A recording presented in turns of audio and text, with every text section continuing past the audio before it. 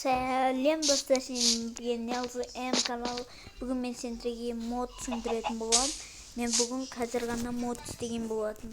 Біріншісі диван, екіншісі орындық, үшіншісі үстел, төртіншісі мынау телевизор, одан компьютер и стол.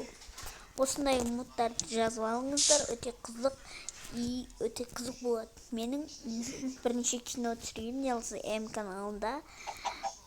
Сол жерде осындай модтар болатын. Сол модтар сізге қазір үйретіп жатырмын достар. Ал енді мен күшті салып, күшті үйге заттарды қойып көрсетем. Ал достар, міне менің видео түсіретін жерім, міне менің стол, тамақ жейтін жерім. Қараңыздар достар, осындай мод жазып, міне өстіп істесеңіздер болады, және видео түсіргенде осылар тұрса болады.